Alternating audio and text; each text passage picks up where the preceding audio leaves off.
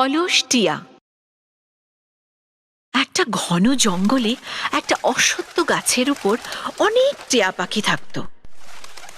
শিকারী কখনো ওদের ধরে নিয়ে যেত, কখনো ওদের বাচ্চাদের। তাই সবাই মিলে ঠিক করলো যে ওদের জায়গা পরিবর্তন করা দরকার। অনেকটা দূরে একটা তাল গাছ খুঁজে বার করলো।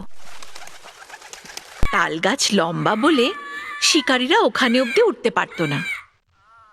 পাখিদের সর্বেসর্বা সবাইকে নিজেদের বাসা তৈরি করতে বললেন।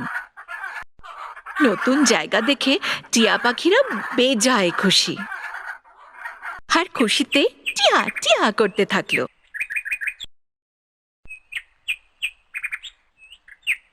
কিন্তু তাদের সর্বেসর্বা সতর্ক ছিলেন আর নতুন জায়গার নিরীক্ষণ করতে লাগলেন। উনি দেখলেন যে ওই গাছের গায়ে একটা ছোট্ট লতা আছে।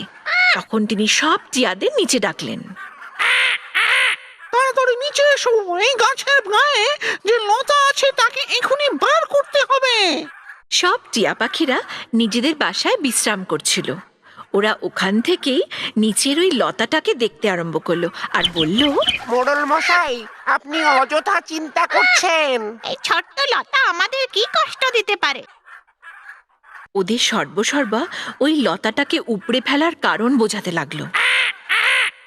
আজ এই লতা খুব কচি, ওকে বের করা খুব সহজ, কিন্তু সব সময় ও এরকম থাকবে না। একদিন ও দড়ির মতো শক্ত হয়ে যাবে। একে এখনই বের করে ফেলতে হবে, নইলে পরে এই ধরে শিকারীরা উপরে উঠে আসবে। আমাদের বাসায় পৌঁছলে অনর্থ হয়ে যাবে।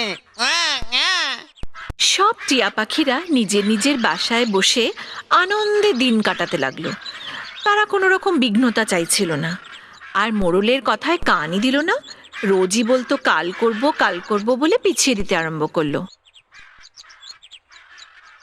তাতে কি হলো, লতাটা ধীরে ধীরে বেড়ে উঠল, আর একদিন ওই লতা একটা শক্ত দড়িতে পরিণত হলো।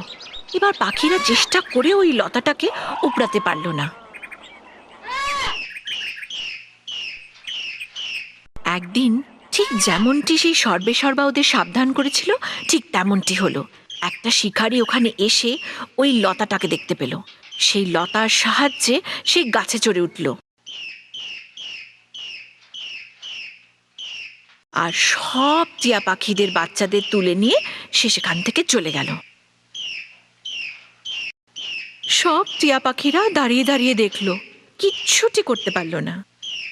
ওই ঘটনার পর সব টিয়া পাখিরা ওই গাছ ছেড়ে চলে গেল। ওরা বুঝতে পারল যে তাদের সর্বেসর্বার কথা শোনা ওদের উচিত ছিল, কিন্তু তখন অনেক দেরি হয়ে গেছিল। ছোট ছোট জিনিসের প্রতিও লক্ষ্য রাখা উচিত।